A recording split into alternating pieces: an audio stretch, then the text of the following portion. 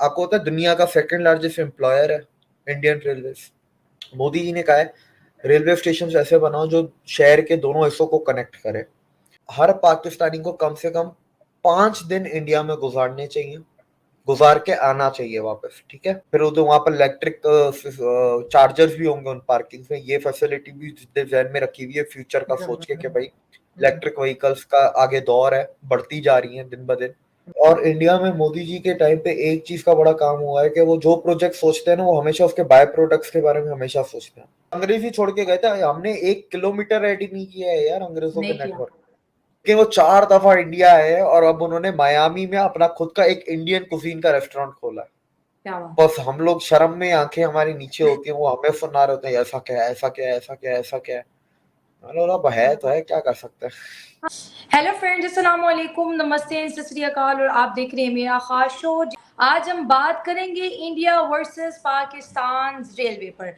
आज इंडिया में मोदी जी ने इनॉग्रेट किया है 508 रेलवे स्टेशन को रीडेवलप किया जाएगा, उनको सोलर एनर्जी से चलाने की भरपूर कोशिश की जाएगी। और रेलवे का जो मिशन है 2030, इंडिया की तमाम रेलवे न सिर्फ ह्यूमन फ्रेंडली होंगी बल्कि मॉडर्न कंट्रीज की तरह डेवलप हो चुकी होंगी। इन तमाम बातों पर आज हमारे साथ जो गेस्ट हैं जिनके साथ हम डिस्कशन करेंगे, Divik Kumar from Pakistan. Thank you so much Divik हमारे शो को ज्वाइन करने के लिए। थैंक यू मुझे बुलाने के लिए, शुक्रिया। दिविक, क्या कहेंगे मोदी जी ने जो 508 रेलवे स्टेशन को रीडेवलप करने के लिए जो स्पीच दी और इसके साथ साथ एक नया सफर रेलवे का इंडिया में स्टार्ट हो गया है, क्या कहेंगे इंडिया की इस डेवलपमेंट पे?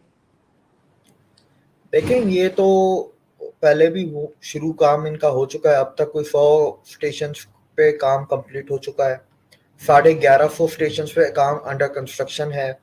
आज 508 स्टेशन पे फिर से काम शुरू करवा दिया है, मतलब ये एडिशनल काम है। टोटल इंडिया में 7,500 रेलवे स्टेशन हैं। ये जो 508 स्टेशन सिलेक्ट किए गए हैं, they are spread all over India across 27 states and union territories, और 24,000 करोड़ का प्रोजेक्ट है। जो विजन मोदी जी का इन स्टेशंस को लेके है, वो जो है ना, वो माइंड बॉगलिंग है। जो इनका विजन है, जो इनकी फ्यूचरिस्टिक सोच है, इनकी सोच है कि भाई स्टेशन ऐसे होने चाहिए जो आज से 50 साल बाद भी रेलिवेंट हो। ये नहीं कि 50 साल बाद लोग बोलेंगे यार ये पुराना हो गया। आज ऐसी चीज होना जो 50 साल बाद भी रेलिवेंट होनी चाहिए, मॉडर्न नहीं चाहिए, फ्यूचरिस्टिक चाहिए। अब स्टेशन में जो पहली चीज जो स्टेशन में वो कर रहे हैं, कंप्यूटराइजेशन, डिजिटलाइजेशन जो स्टेशन को कर रहे हैं। दूसरी चीज जो वो स्टेशन पे कर रहे हैं, मोदी जी ने कहा है रेलवे स्टेशन ऐसे बनाओ जो शहर के दोनों हिस्सों को कनेक्ट करे, यहाँ से भी यहाँ से भी। तीसरी चीज, इससे ट्रैफिक कम होगी, आपकी ट्रैफिक कम होगी तो पॉल्यूशन कम होगा। तीसरी चीज जो स्टेशन पे इन्होंने की है कि इजी एक्सेस होनी चाहिए हर किसी को, हर उम्र के लोगों को। तो ये जो आजकल हम देखते हैं ना ब्रिज बने हुए, ये ऊपर से चढ़ के हम लोग जाते हैं, प्लेटफॉर्म क्रॉस करते हैं। अब मोदी जी ने क्या है, या तो अंडरग्राउंड करो, अंडरग्राउंड टनल्स बनाओ एक प्लेटफॉर्म से दूसरे प्लेटफॉर्म जहाँ पर पैदल चल के जा सके, या वो जो होते हैं ना एयरपोर्ट्स पे जो स्ट्रेट एक्सीलेटर्स लगे हुए होते हैं, वो लगा दिए कि भाई उस पर खड़े हो जाओ, वो अपने आप पहुंचा देगा अगले प्लेटफॉर्म पे। ये किया है। तीसरी चीज जो की है उन्होंने कि उधर ये गोल्फ कार्ट्स चलती हैं इलेक्ट्रिक पे, तो जैसे कोई बूढ़े हैं या कोई बुजुर्ग हैं तो वो गोल्फ कार्ट्स पे बैठ के उनको स्टेशन पे कहीं भी 5 रुपए 10 रुपए में ट्रेवल कर सकते हैं। फैसिलिटीज बढ़ाई गई हैं, चार्जिंग पॉइंट्स हो गए, वेटिंग फैसिलिटीज हैं, प्रेयर फैसिलिटीज हैं, वॉशरूम की फैसिलिटीज हैं। ऐसी बहुत सारी चीजें। पांचवी चीज जो उन्होंने की है कि रेलवे स्टेशन को वो चाहते हैं कि पूरे शहर के साथ वो है ना कनेक्ट होना चाहिए हर एक तरीके से, कि उस स्टेशन से जब बंदा उतरे ना ट्रेन से, तो उसके पास ऑप्शन सारे होने चाहिए। अब वो उसकी मर्जी हो किसमें जाना चाहता है। तो बस स्टेशन होगा तो वो भी रेलवे स्टेशन के साथ या तो कनेक्टेड होगा या उसके अंदर ही होगा, ठीक है, इंक्लूडेड होगा। Same goes for taxi stand, rickshaw stand, metro station. तो ये मल्टी मॉडल ट्रांसपोर्ट हब जो होता है ना कि एक ही जगह पे आपको हर किस्म की ट्रांसपोर्ट मिल जाए, तो वो एक हर स्टेशन पे वो इंक्लूड कर रहे हैं कि हर चीज एक जगह पे मिले। नहीं तो अक्सर आप लोग देखते हैं कि यार जरूरी थोड़ी है स्टेशन, जहां पर स्टेशन ही आप उधर ही उसी शहर में जा रहे हो, क्या पता शहर से बाहर आपका गाँव हो, तो आप पहले रक्षा पकड़ते हो, स्टेशन से रक्षे से बस स्टैंड जाते हो, फिर बस स्टैंड से बस पकड़ते हो गाँव की, फिर गाँव जाते हो, फिर वहां से फिर रक्षा पकड़ते हो। तो कम से कम ये 2-3 जो स्टेप्स हैं, 2-3 से एक पे आ जाए स्टेप, ज्यादा से ज्यादा एक एडिशनल स्टेप हो, ये चीजें की हैं जो जाहिर सी बात है फिर आपकी फ्यूल भी बचाएगा, आपका पॉल्यूशन भी बचाएगा। इसके फिर ये सब्सिडरी जो होते हैं ना, बाय प्रोडक्ट्स जो हैं या बाय प्रोडक्ट एडवांटेजेस हैं, ये अलग हैं। इसके अलावा जो किया है कि सारे स्टेशन जो हैं वो ट्रेनें तो इलेक्ट्रिक पे की हैं, लेकिन अब स्टेशन को भी रिन्यूएबल एनर्जी पे चलाएंगे, सारे के सारे स्टेशन जो हैं उनका जो ग्रिड पे पावर होगा वो सारा रिन्यूएबल आएगा अलग अलग सोर्सेस से।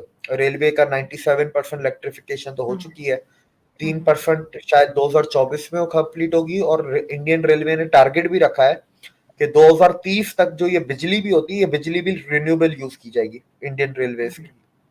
मतलब अभी करंटली कुछ फॉसिल फ्यूल की बिजली भी आती है, लेकिन 2030 तक ये कार्बन न्यूट्रल का प्लान रखा है कि Indian railways will be 100% carbon neutral. 100% का मतलब है रेलवेज एंड स्टेशन, जो रेलवे की अपनी ऑफिसेज हैं, हेड ऑफिसेज हैं, डिस्ट्रिक्ट कमांड सेंटर्स हैं, सबके सब चीजें। अगर और स्टेशन पे एक और चीज जो उन्होंने की है कि हम लोग पाकिस्तान में देखते हैं ना, एयरपोर्ट पे जाओ तो यार एकड़ों की जमीन पे पार्किंग है, ठीक है, फैली हुई। तो मोदी जी ने जमीन बचाने के लिए बोला मल्टी लेवल पार्किंग लेके आओ।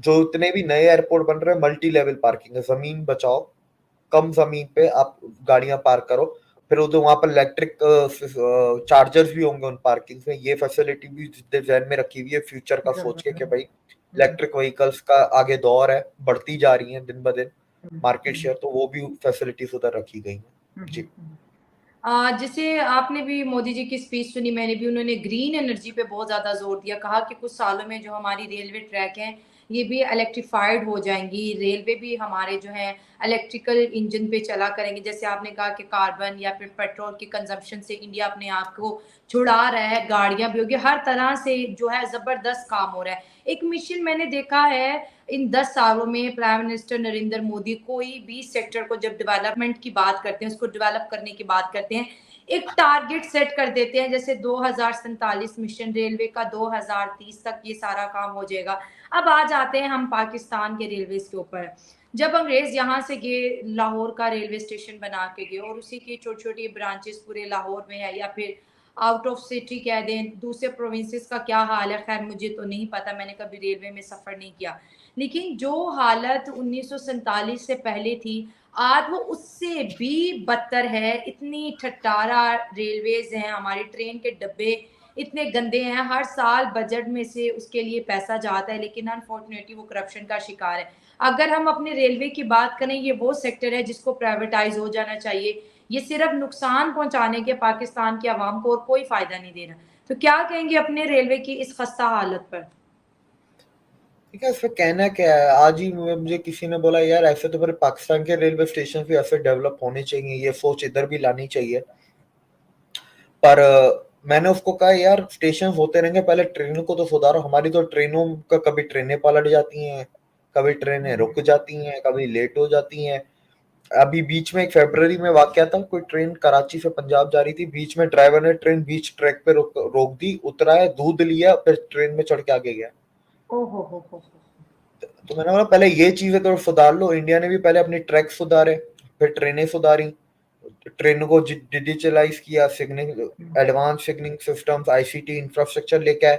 अब वो रेलवे स्टेशन पे आ गए, अब वो स्टेशन को डेवलप कर रहे हैं, ठीक है। और मैं स्टेशन के मुतालिक एक और बात बताना भूल गया आपको। एक और जो मेन जो कॉन्सेप्ट है मोदी जी का, जो सबसे मेन इंपॉर्टेंट पॉइंट है, वो ये है कि रेलवे स्टेशन को सिटी सेंटर बनाओ। सिटी सेंटर मतलब रेलवे स्टेशन के और फ्लोर्स बनाओ जहाँ पर फूड मार्केट और फूड मार्ट होना चाहिए, और उसके अलावा आपके उधर दुकानें होनी चाहिए। वो दुकानें उस स्टेट की या उस शहर की स्पेशलिटी को प्रमोट करे, वो चीजें बिकनी चाहिए। जैसे फॉर एग्जांपल हैदराबाद की चूड़ियां होनी चाहिए, अगर हैदराबाद का स्टेशन है, पाकिस्तान का एग्जांपल दे रहा हूँ। अगर हाला का स्टेशन है तो वहां पर हैंडीक्राफ्ट होना चाहिए, इस तरीके से, या स्टेट की स्पेशलिटी खाने पीने में भी और चीजों में भी, दोनों में, तो वो उस तरीके से वो चीजों को प्रमोट करना। और हर स्टेशन पे, जिस स्टेट में जो स्टेशन है, उस स्टेशन की डेकोरेशन उस स्टेट के हिसाब से होगी, उस कल्चर को, उस डेकोरेशन जो होगी उसकी, वो उस हिसाब से इंटीरियर होंगे। जो भी आए वो स्टेट की एक प्रमोशन भी होती है, एग्जीबिशन भी होती है। तो ये भी एक चीज मोदी जी ने ध्यान में रखते हुए इस पूरे मिशन में ये भी इंक्लूडेड है। और बात रही आपने पाकिस्तान की ट्रेनों की, एक और बात बता दूं, मेरे ख्याल से पीपीपी मॉडल ज्यादा बेहतर रहेगा। इंडिया में भी देखें, हर चीज प्राइवेटाइज, कुछ चीजें होती हैं जो स्ट्रेटेजिक होती हैं, आपको हर चीज स्ट्रेटेजिक, हर चीज जो चीजें स्ट्रेटेजिक नहीं है आप उनको प्राइवेटाइज कर दें, उसमें कोई इशू नहीं है, और वो करनी चाहिए, मैं उसकी फेवर में हूँ, ठीक है। गवर्नमेंट का काम धंधा करना नहीं होता, लेकिन जो चीजें स्ट्रेटेजिक है वो आप पीपीपी मॉडल पे चलाएं, पब्लिक प्राइवेट पार्टनरशिप पे, जो इंडिया में हो रहा है। इंडिया में काफी ऐसी चीजें, मतलब इतना ज्यादा नहीं है, रेलवे में इतना ज्यादा नहीं है, पर है एक हद तक, वहां पर भी पीपीपी पार्टनरशिप है। उसके अलावा जो हद से ज्यादा स्ट्रेटेजिक चीजें होती हैं, सिर्फ और सिर्फ गवर्नमेंट को वो अपने पास रखनी चाहिए 100%। हर चीज गवर्नमेंट को अपने पास नहीं, गवर्नमेंट का काम धंधा करना नहीं है, मुल्क चलाना। कभी मैंने ट्रेन में सफ़र नहीं किया, मैंने एक रोड शो करना था, तो मैंने तो इंडिया के व्लॉग बहुत ज़्यादा देखे थे कि किस तरह से जो है रेलवे स्टेशन बने हैं, प्लेटफॉर्म कितने ज़्यादा खूबसूरत है, बहुत। मैंने कहा लाहौर का सबसे बड़ा रेलवे स्टेशन मैंने जाना। जब मैं गई, मैं इतनी नाउम्मीद, इतनी मायूस हो गई कि जो मैंने सोचा था सपनों में, इंडियन रेलवेज़ को ज़हन में बिठा के मैं जब गई, तो ट्रेन भी और वो प्लेटफॉर्म भी और वो मैनेजमेंट भी वैसा नहीं, कुछ भी नहीं, इतना कंजेस्टेड, इतना छोटा। और टॉयलेट की अगर बात करें, आज की स्पीच की बात करें, उन्होंने कहा कि 28 गुना जो है बायो टॉयलेट्स हमने बनाए हैं, 17,000 डब्बों को इंडिया ने एलईडी लाइट्स प्रोवाइड की हैं। फिर आप देखें उनकी जो ट्रेन में है जी, आगे उनकी एलईडी लगी हुई है, आप मजे से म्यूजिक सुनते जाए, फिल्म वगैरह देखते जाए, हर डब्बे के अंदर इंटरनेट है, फिर उनके ट्रेन के अंदर ही फ्रेश खाना बनता है। तो इतना ज़बरदस्त म्यार है कि हम अपने अगर पीआईए और यहाँ पर जितने भी जो हैं, मैं समझ लूँ कि हमारा जो हवाई निज़ाम है, एयरप्लेन्स हैं, उनके अंदर स्टाफ एंड सर्विसेज और इंडिया के अंदर जो है रेलवे की जो सर्विसेज हैं, दोनों का अगर मैं कंपैरिजन कर लूँ तो उनकी जो है रेलवे सर्विसेज हमारी जो है एयर सर्विसेज से बेहतर है। मैं आपको एक चीज बताऊं, आप इंडिया के रेलवे स्टेशन को पाकिस्तानी एयरपोर्ट से कंपेयर करें, इंडिया बेहतर है। के, और इंडिया के बस स्टैंड्स को आप पाकिस्तान के रेलवे स्टैंड से कंपेयर करें। इंडिया के आप कभी बस स्टैंड्स भी देखें, आपको पता है अच्छा। बस स्टैंड्स की भी रीडेवलपमेंट चल रही है, लेकिन अब ये 2047 के प्रोजेक्ट है, ये लंबे लंबे प्रोजेक्ट, 7,500 स्टेशन है इंडिया में, मजाक की बात थोड़ी ना। पहले टीयर 1 को कर रहे हैं, टीयर 2, अब टीयर 2 के स्टेशन भी आ गए हैं इसके अंदर, टीयर 2 सिटीज के, फिर टीयर 3 आएगा, टीयर 4 आएगा, गांव आएंगे। इंडिया में तो रेलवे का निजाम इतना बड़ा है कि आपको पता है दुनिया का सेकंड लार्जेस्ट एम्प्लॉयर है इंडियन रेलवे, सेकंड लार्जेस्ट। मेरे ख्याल से शायद नंबर 1 भी हो, मुझे ये अभी तक नहीं पता, मेरे हिसाब से सेकंड लार्जेस्ट है, पर लोग बताएं अगर नंबर 1 है तो वो भी हो सकता है, पॉसिबल है। 10.5 से 11 लाख लोग काम करते हैं इंडियन रेलवे में, और करोड़ों लोग वहां से ट्रेवल करते हैं, और हमारे यहाँ सिर्फ देहात के जो लोग हैं सिर्फ वो ही रेलवे का इस्तेमाल करते हैं। शहरी लोग कभी भी नहीं मैंने देखा स्टेशन के ऊपर उनको रेल को इस्तेमाल करते हुए एक जगह से दूसरी जगह ट्रैवल करते हुए। मैं आपको दो चीजों का कंपेयर, इसमें दो चीजें में पहले तो मैं वो कंपैरिजन की बात मैं भूल गया एक चीज, आप इंडियन रेलवेज के जो वीलॉग पे हम खाना देखते हैं, आप उसको कभी पीआईए, सरीन, एयर ब्लू किसी से भी कंपेयर नहीं कर सकते। दूसरा, मैंने इंडियन रेलवेज का जो किचन है, जहां पर उनका खाना, मेन किचन जो खाना पेंट्री बनता है, हाँ। नहीं पेंट्री कार अलग चीज हो गई, वो तो उसके ट्रेन के अंदर ही बनता है ना, लेकिन हाँ। इसके अलावा एक मेन किचन भी होता है जहाँ से खाना सारा आधा तैयार होके, डब्बों या में, हाँ, वो भी है। वो मेन किचन को आप कभी सिंगापुर एयरलाइंस, एमिरेट की एयरलाइंस के मेन किचन से कंपेयर करिएगा, मतलब उससे अच्छा नहीं है ना उसके बराबर है, पर उसके टक्कर का जरूर है, मतलब करीब करीब है। मतलब रेलवेज का किचन अगर वर्ल्ड क्लास एयरलाइंस के बराबर, अगर उनके किचन के बराबर है, तो आप इस चीज का अंदाजा लगाएं। अच्छा दिव्यक, मैं जब बहुत से इंडिया के प्रोजेक्ट को स्टडी करती हूँ, पढ़ती हूँ, तो मेरे ज़हन में एक सवाल आता है, आपके ज़हन में भी आता होगा कि ये सारी जो पब्लिक की समस्याएँ हैं, इनका जो हल है, इंडियन गवर्नमेंट के पास है, वो रेलवे पे बहुत ज़्यादा काम करे, क्योंकि रेलवे एक सस्ता ज़रिया है ट्रांसपोर्टेशन का, इकोनॉमिकल है, मिडल क्लास भी सफ़र कर सकता है, एलीट भी सफ़र कर सकता है, पुअर भी कर सकता है। तो वो अपने सारे मसलों को देखते वाक़ई पता चलता है एक गवर्नमेंट वहाँ पर बैठी हुई है। हमारे जो बेसिक मसले हैं, हमारे यहाँ क्यों इस पे डिस्कशन नहीं होती? सवाए इस मुल्क में इलेक्शन कब होंगे, कौन जाएगा और कौन आएगा, इसके अलावा किसी भी फील्ड में, किसी भी सेक्टर में कोई काम नहीं होता। हम इतने मुर्दा क्यों हैं? हम इतने नालायक क्यों हैं? मैं हम आपको बताता हूँ, हम नालायक तो हैं ही, उसमें तो कोई दो राय नहीं है। देखें, इंडिया की पॉपुलेशन इतनी बड़ी है, वहां पर गवर्नमेंट है ना, गवर्नमेंट के लिए पीपल प्रायोरिटी सबसे ऊपर है, पीपल डेवलपमेंट के ऊपर। चाहे वो फिर हुँ, कहीं पे भी हो, चाहे उनको ट्रांसपोर्टेशन के मामले में देनी है, शहर के अंदर मेट्रो बस स्टैंड हो, चाहे बाहर अगर इंटरसिटी है, इंटरस्टेट है तो रेलवेज हो, चाहे एयरपोर्ट्स हो, वाटर डोम्स बनाने हो, ठीक है, हेलीपैड्स बनाने हो, वो हर एक चीज पे ध्यान देंगे जो लोगों के भले की और लोगों की भलाई में, लोगों की जिंदगी को आसान करने में काम आएंगे, वो काम हुँ, करते हैं। सिमिलरली अगर आप पाकिस्तान में देख लें, गरीब लोगों की मजबूरी है।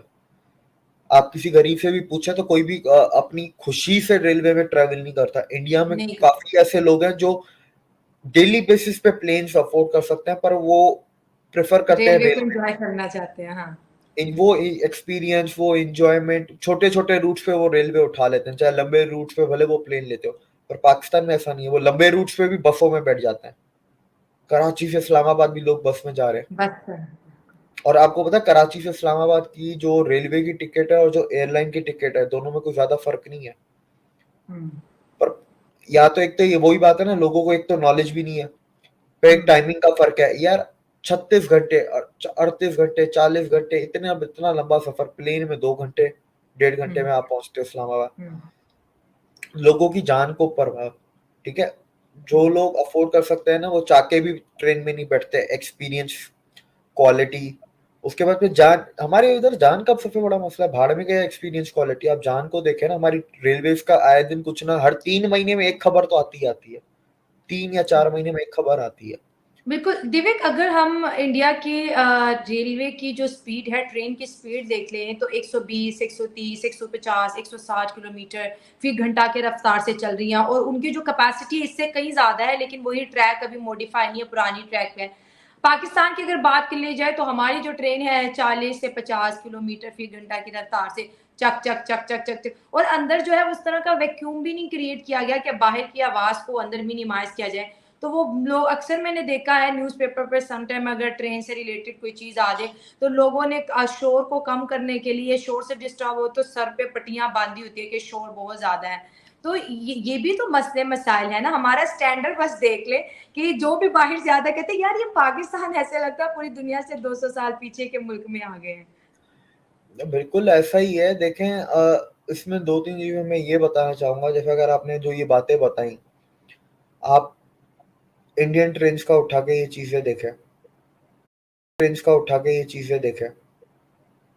इंडियन ट्रेन्स में हाइजीन का कितना ध्यान रखा जाता है। ओह! बहुत, बहुत और कमाल। इंडिया में मोदी जी के टाइम पे एक चीज़ का बड़ा काम हुआ है कि वो जो प्रोजेक्ट सोचते हैं ना, वो हमेशा उसके बाय प्रोडक्ट्स के बारे में हमेशा सोचते हैं।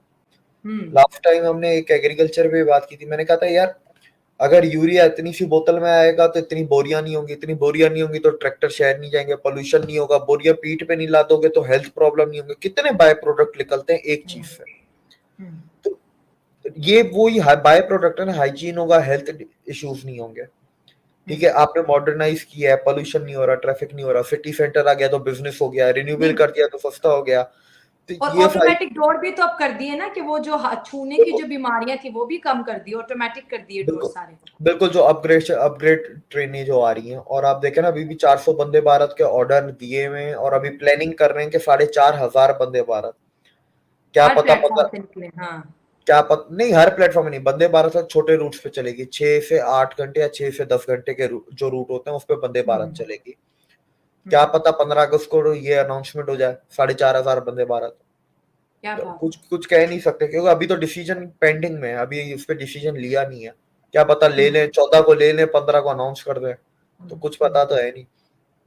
दूसरा देखें, आपने ट्रैक्स की बात की, इंडिया के ट्रैक्स अपग्रेड हो रहे हैं, वो आपकी बात बिल्कुल सही है। ट्रैक्स पुराने हो गए, ट्रेनें एडवांस हो गई हैं। अब एडवांस है, हाँ। इंडिया का जो सिस्टम है वो ट्रैक का नेटवर्क इतना बड़ा है कि उसको बदलने के लिए बहुत टाइम चाहिए, लेकिन उसके ऊपर बताओ, इंडिया एक दिन में 3.25 किलोमीटर ट्रैक बिछाता है और बिछा सकता है, या वो तो बिछाता भी है। पाकिस्तान एक दिन में बिछाता तो कुछ भी नहीं, लेकिन अगर बिछाने जाए तो पाकिस्तान की जो एवरेज आपको पता है क्या है? 0.6 किलोमीटर। ओहो। और कैसे इंडिया में मशीनें काम करती हैं, आपने पता है, मैं आपको एक वीडियो भेजूंगा, आप देखिएगा। वो मशीन सारा काम मशीन कर रही है, उसके ऊपर फिर 12 लोग खड़े हैं, वो 6 उस तरफ 6 उस ऑपरेट तरफ, फिर कर वो रहे देख रहे हैं। वो ऑपरेट भी नहीं कर रहा, वो देख रहा है। ऑपरेट एक बंदा ही कर रहा है, वो देख रहे हैं। हाँ भाई, हो रहा है ना काम, सही हो रहा है ना, बस। और इधर हमारा आज भी वो बेलचा हथौड़ी वो वाले बिल्कुल काम हो रहे हैं। बिल्कुल वही सारे काम हो रहे हैं। मैं ट्रैक लेंथ की बात कर रहा हूँ, आप बेलचे में वो दूसरा हो गया काम। लेकिन यहाँ पर के वो अच्छा दूसरा, जितना ज्यादा स्पीड के अगर आपको ट्रैक चाहिए, उसके अंदर जो ट्रैक का स्टील होता है, उसके केमिकल कंपोजिशंस अलग होते हैं। ठीक है, पाकिस्तान में उस केमिकल कंपोजिशंस के स्टील बनते ही नहीं है। हमारे जो फीडर होते हैं, जो आपने देखा है, इंडिया में कंक्रीट फीडर यूज किए जाते हैं। हमारे इधर रेलवे ट्रैक में जो ट्रैक के बीच में जो फीडर, जो पट्टियां होती हैं, वो लकड़ी की होती हैं। हाँ, लकड़ी की, या अब आजकल सीमेंट की आ रही है। वो जो मोटा सा रफ सा सीमेंट नहीं है, वो लगाते हैं। वो पता नहीं, लकड़ी के ऊपर सीमेंट लगा देते होंगे। इधर कोई भरोसा नहीं है, इधर कुछ भी नहीं कह सकते। पता है उसके ऊपर सीमेंट की मुंह लगा दिया। सीमेंट कौन लगाता है? दुनिया कंक्रीट लगाती है, हम ट्रेनों में सीमेंट। अब देखे ना, हम अपने काम खुद खराब करते हैं। आप सीमेंट कंक्रीट की दुनिया में इतनी किस्में मैं आपके सामने 4 कंक्रीट के ब्लॉक रख दूंगा। एक आपके यूं हाथ लगाने से टूट जाएगा, दूसरा है ना, आप क्रेन से भी मारेंगे तो वो नहीं टूटेगा। नहीं कंक्रीट टूटे। में भी कंपोजिशंस होती हैं, केमिकल कंपोजिशन, कि आप कितना स्ट्रांग बनाना चाहते हो कंक्रीट को। देखने में सारे बराबर होंगे, इक्वल साइज इक्वल वेट के। तो ये बड़ा इशू है। पाकिस्तान अपने फीडर बाहर से मंगवाता है, पाकिस्तान अपनी रेलवे बाहर से मंगवाता है। इंडिया में एक फैक्ट्री है जो फीडर बनाती है, आपको पता, पूरी ऑटोमेटिक फैक्ट्री है। फैक्ट्री के नीचे कोई काम नहीं करता, सब कंट्रोल रूम में कोई 10-12 बंदे बैठे हैं, नीचे फीडर बन रहे हैं 24 घंटे, ऑटोमेटिक सारे। क्या उसकी भी बात। वीडियो मैं बट आपको वीडियो है, मैं आपको बड़े भेजूंगा। नहीं, हमारे देखने रेलवे ट्रैक लाहौर से रावलपिंडी तक है, एक ही है। वो जगह जगह शहर के अंदर नहीं है, सीधा सीधा ही है। फिर जहां आपने जाना वो आपकी हेडेक है। सिंध में इंडिया ने थोड़ा देखिए फैला हुआ है, कश्मीर तक रेलवे लाइन बिछा दी है। सिंध में थोड़ा फैला हुआ है, सिंध में। देखिए हमारे पास ये अंग्रेजी छोड़ के गए थे, हमने 1 किलोमीटर रेडी नहीं किया है यार अंग्रेजों के नहीं किया, नेटवर्क। कोई नया स्टेशन नहीं ठीक है, बना। और इंडिया में रेलवे स्टेशन है, इंडिया के अंदर रेल का दुनिया का सबसे बड़ा ब्रिज बना दिया। वहां की गवर्नमेंट, मुझे लगता है हर बंदा सुबह 8 से लेके ना 1-2 बजे, जो 8 घंटे जो ऑफिशियल टाइम है, वो काम कर रहा है। रेलवे वाला रेलवे पे ही काम करता रहेगा। और मैं मैं रेलवे आपको की एक और इनकम बात देख रही बताता हूँ। थी, कितना जबरदस्त जंप आया इंडिया की रेलवे की इनकम में। बिलियंस ऑफ डॉलर की जो है ना इंक्रीमेंट हुई है इस दफा। मैं आपको इसमें एक और जबरदस्त बात बताता हूँ। कश्मीर की आपने बात की ना, इंडिया का भी एक प्रोजेक्ट है, वो अप्रूव हो गया है। मैं बिलासपुर वगैरह करके कुछ उसका नाम है। वो लद्दाख तक जाएगा, चाइना के बॉर्डर तक। और वो लद्दाख का जो एरिया है ना, वो कश्मीर से भी ज्यादा ऊंचा है। ठीक है, 550 किलोमीटर का ट्रैक है वो। अभी काम शुरू हो चुका है उसका, मतलब अभी इनिशियल स्टेज है, तो उसमें अभी लगेंगे 3-4 साल लग जाएंगे बनते बनते, क्योंकि वो मुश्किल भी है पहाड़ों पे। लेकिन उसका काम शुरू हो गया है। दूसरी चीज जो आपने कामों की बात की ना, कि अपने जो होता है वर्क टाइम होता है, उसको पूरा का पूरा यूटिलाइज करते हैं। ठीक है, एफिशिएंटली हलाल करते हैं। जैसे पाकिस्तान में कहता है हलाल करते हैं अपने वक्त को, पैसे को हलाल करते हैं। इसमें मैं इंडिया में एक चीज आपको बताऊं, इंडिया में जो नॉर्मल जो लोग हैं, उस पे आपने ये बात बिल्कुल सही बोली। लेकिन जो इंडिया में डिपार्टमेंट्स के जैसे हेड होते हैं ना, रीजनल हेड हो गया, या मेन हेड हो गया, चेयरमैन हो गया, या मिनिस्टर हो गया, इनका तो टाइम धंधा ही नहीं है भाई। पता चले ये रात को 2 बजे भी बैठे हुए, कोई 11 बजे बैठा हुआ है। इवन रेलवे के लोग भी बैठे होते हैं, जो बड़े बड़े लेवल पे हैं। नीचे वाले तो जो और अपना पूरे टाइम को हलाल करते हैं। हाँ, और दिव्य, मैं जब इंडिया की वीडियोस देखती हूँ, उनका जो स्टाफ है कितना ट्रेन, कितना वेल क्वालिफाइड, और इतना उनका यूनिफॉर्म इतना क्लासी होता है, हर चीज़ ज़बरदस्त है। मैं सच बताऊँ, पाकिस्तान में रहते हुए ना मेरा बड़ा ड्रीम है कि मैं इंडियन रेलवेज़ को जो है अप्रोच करूँ, इंडियन रेलवेज़ में सर्च करूँ। और एक टाइप की रेलवेज़ नहीं है, इतनी टाइप के ट्रेन्स है वहाँ पर। हर टाइप की ट्रेन के अंदर जो फैसिलिटीज़ है, उसका जो मेयार है, उसकी स्पीड है, उसके अंदर सर्विसेज़ है दूर। अब तो वहाँ की जो ट्रेन है वो टूरिज़्म भी करवा रही है, ये देखें आप ज़रा। लोग वहाँ ये पर अभी एन्जॉय की टू स्टेट कनेक्टिविटी है। नहीं, ये तो स्टार्टिंग से ही है। और आपने जो लग्जरी ट्रेन है वो तो इंडिया में 1981 82 से चल रही हैं। तो देखे बहुत ना, खूबसूरत, इंडिया एक खासकर अलग, होटल जैसी हैं। हाँ, इंडिया को अगर सही तरीके से एंजॉय करना है ना, मैं कहता हूँ सिर्फ रेलवे में ट्रेवल करो, हाँ, और जहां बहुत पर भी मज़ा। ट्रेवल कर रहे हो उस हर एक जगह की हर एक डिश खा जाओ। हुँ, तो पहले तो दो चीजें पता चलेंगी, खूबसूरती क्या होती है, दूसरा हुँ, ये पता चलेगा कि खाना कैसे कहते हैं। ये जो पाकिस्तानी हुँ। इतराते हैं ना, हमारा खाना, हमारा पंजाबी, पता चल जाएगा इनको। नहीं, कुछ इंडियन नहीं फूड है, दुनिया में बेकार है। 5वें नंबर पे आया है। इंडियन कुज़ीन दुनिया फ़ैन है। और जितने भी व्लॉगर्स हम देखते हैं, या तो वो इंडियन ट्रेन्स की कहते हैं ना, और खींचे चले आते हैं, या खाने की तरफ। और मैं इसी में आपको एक ये और चीज बताता हूँ। ये ब्लॉगर्स की आपने बात बताई, एक अमेरिकन मायामी के ब्लॉगर हैं और फूड ब्लॉगर है। तो वो दुनिया के करीब 98-100 मुल्क में फूड के ऊपर ट्रेवलिंग की है उन्होंने। उनका नाम है डेविड्स बिन हेयर, ये यूट्यूब चैनल है। तो वो पाकिस्तान भी आए थे, लेकिन वो 4 दफा इंडिया आए और अब उन्होंने मायामी में अपना खुद का एक इंडियन कुजीन का रेस्टोरेंट खोला है। क्या बात! इतना टेस्ट स्ट्रॉन्ग है। इतना मतलब उसको पसंद आया, उसने अपना रेस्टोरेंट मायामी में खोला है इंडियन कुजीन के ऊपर, जबकि वो 98-100 मुल्क घूम चुका है। उसने दुनिया का दुनिया में क्या तकरीबन 98-100 मुल्क हैं दुनिया में? क्या, दुनिया में 98-100 मुल्क हैं? 98-100, बीच में लाइन भी है, 98-100, 98 से 100 मुल्क।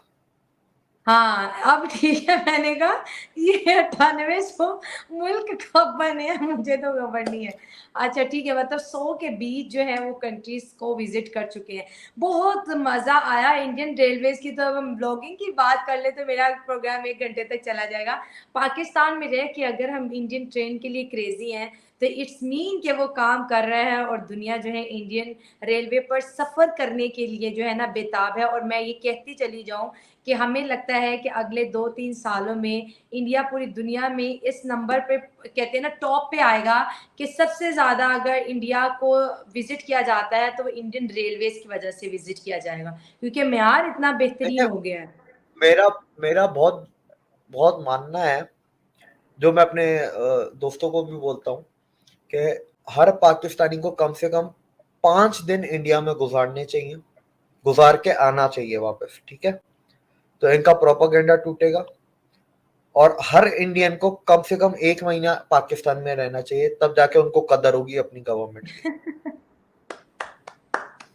ये बड़ा अच्छा एनालिसिस है आपका। एग्री हूँ, नहीं पता चलेगा कि वो जिस देश में रहते हैं वो वाक़ई काम कर रहे हैं, और जिस देश में आज वो सिर्फ़ देखने आए, ये सिर्फ़ सोया हुआ है, ये गहरी नींद सो रहा है, मैंने 100 बातें साल तक तो सुनी सोएगा। मैंने लोगों की बातें सुनी है जो इंडिया से आते ही, ये जो बोरी है, दाऊदी बोरा जो होते हैं, इनके हाँ, बोरा रिश्तेदार रहते हैं समाज, ना। हाँ। हाँ, हाँ। तो ये आते हैं, तो इनसे भी बातें सुनी, हमारे रिश्तेदारों से भी आते रहते हैं, तो मिलते हैं हमसे, तो वो बातें हम सुनते हैं। तो वो बस हम लोग शर्म में आंखें हमारी नीचे होती हैं, वो हमें सुना रहे होते हैं, ऐसा क्या है, ऐसा क्या है, ऐसा क्या है, ऐसा क्या है। मैंने बोला, अब है तो है, क्या कर सकते हैं। हाँ, अब है तो है क्या, हाँ, लेकिन हम तनकीद ज़रूर कर सकते हैं, सवाल उठा सकते हैं, ये तो हमारा हक है। दोस्तों, ये थी आज की वीडियो। मुझे और दिव्य को दे इजाज़त, and once again congratulation for Indian